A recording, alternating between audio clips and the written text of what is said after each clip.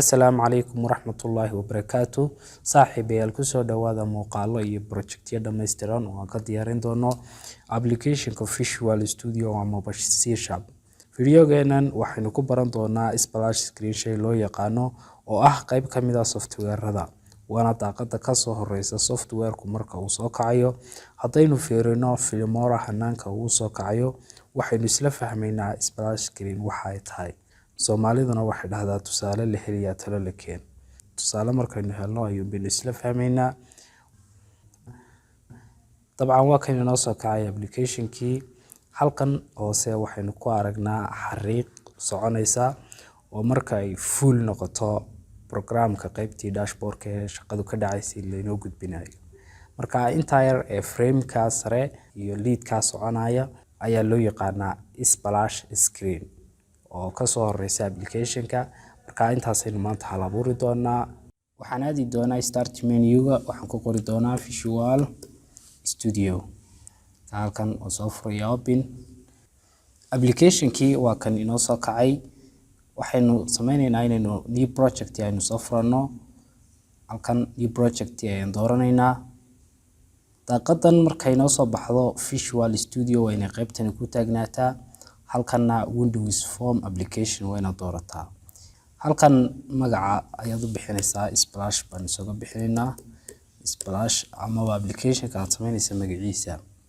Sidoo kale browse baad odhan kartaa inaad meel soo dhigato application-kaagii aad ka soo kiciso hadba markaad u baahato.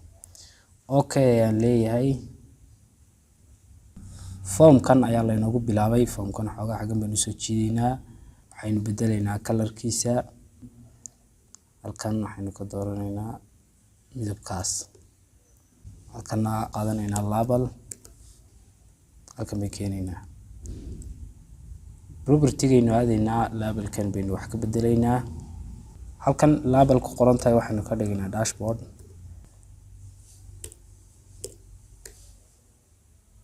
Okay. Xoogaa form-tiga size-keedana waynu bedelaynaa. Halka form-tii baynu soo furaynaa. Halkan waxaynu ka dhigaynaa iyana 30. Dashboard-ka intaas baynu kaga gudbaynaa. Halkan solution explorer-kaynu tegaynaa. Halka application-keena ee Splash ku qoran tahay.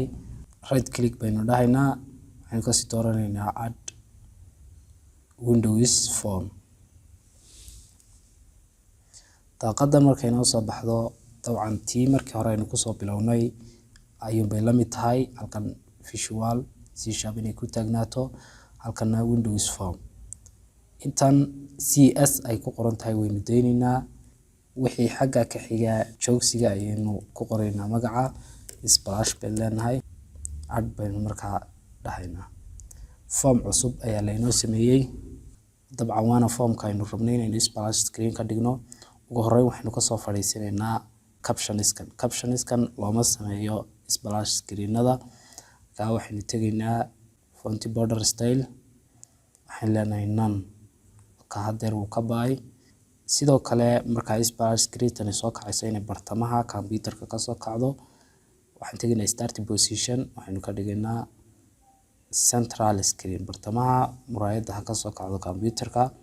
Intaa marka aan bedelo waxaan sameynayaa inaan soo gashado background image aan ku soo hagaajistay Photoshop-ka. Halkan background image ku qoran tahay baan imaan. Calaamadahaas aan soo furayaa. Waxaan sii dooranayaa local resource import. Hoos baan soconayaa meelahan ayuu jiray waa kan. Okay. Sawirkii waa kan inoo soo galay. Form-ka ayaan bedelayaa size-kiisa. Intaan isaga doorto ayaan property aadayaa. Hoos baan u soconayaa. Halkan baan imaanayaa. Halkan ay tiradani ku qoran tahay waan baabiinayaa. Waxaan ka dhigayaa 548 hakad 317. Okay. Waxaynu soo qaadanaynaa halkan label yar oo qoraal ah. Label. Halkan baynu keenaynaa. Waxaynu bedelaynaa qoraalka. Hadba shayga aad bedelayso ayuun baad dul imanaysaa. Halkan waxaan ka dhigayaa 0 baan ka dhigayaa 0. Sidoo kale background ayuu wataa. Background-kana waynu ka bedelaynaa. halkaa control ay ku qoran tahay baan imanayaa, kadibna 0 hakad 0 hakad 0 hakad 0 ka uu ka baay. halkan baan soo qaaday bartan baan keenayaa, waxaan weyneynaynaa size-ka qoraalkan. halkan ay ku qoran tahay font ayaan imanayaa, kadibna halkan baan ku dhufanayaa, calaamadahaasaan soo furayaa.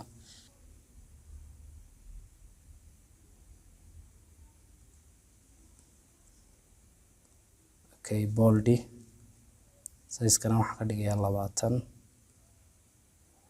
okay, ka xogaa farti weynaatay, halkan baynu deynaynaa.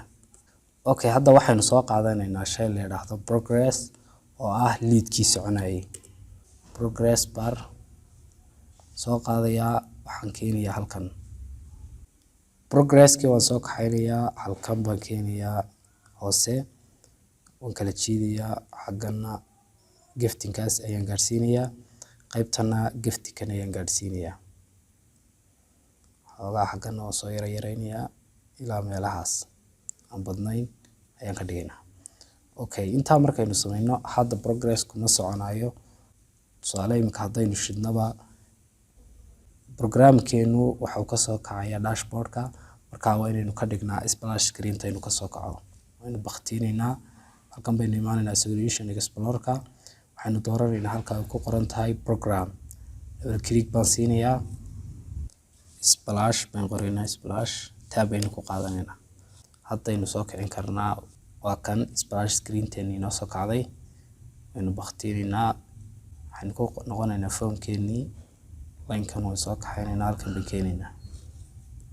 waxaynu soo qaadanaynaa tool loo yaqaano timer. okay, waan soo kaxaynaynaa, halkan baynu kusii dhex deynaynaa formkeena. timerku kama soo muuqanayo formkeena dhexdiisa, laakiin si dadban ayuu ku jiraa. halkan waxaan dooranayaa progresska, halkan baa waxaynu ka dhigaynaa maximum value-ka, halkaa 100ka ayaynu ka dhigaynaa 120. timerkeena aynu dooranaynaa, waxaynu tegaynaa property, uu baktiisan yahay waa flash, markaa true baynu ka dhigaynaa.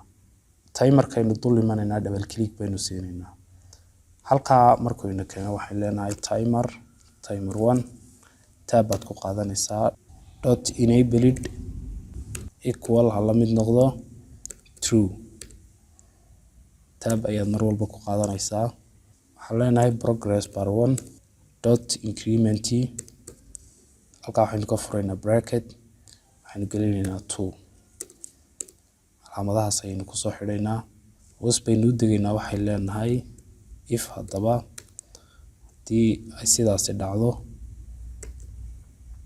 progress bar 1 dot value qiimaheeduna uu la mid noqdo equal 120 oo haddeer aynu isku soo programinay. calaamadahaas aynu kusoo xidhaynaa, hoos baynu u degaynaa, waxaynu furaynaa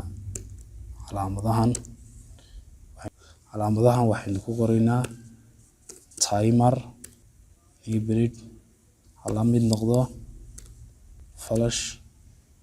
calaamadahaas ayaynu kusoo xidhaynaa, waxaynu qoraynaa magaca dashboardkeena. dashboardkeeni xaggan baynu aadaynaa, formka ay rabno waa form 1, magacaynu ka bedelaynaa, waxaynu leenahay rename dashboard ayaynu ka dhigaynaa. waynu bedelnay, halkan baynu leenahay dashboard. form baan leenahay, form equal new, tab baan ku qaadanayaa, waxaan qoraynaa dashboard, bracketkaas aynu furaynaa, calaamadahana waynu kusoo xidhaynaa.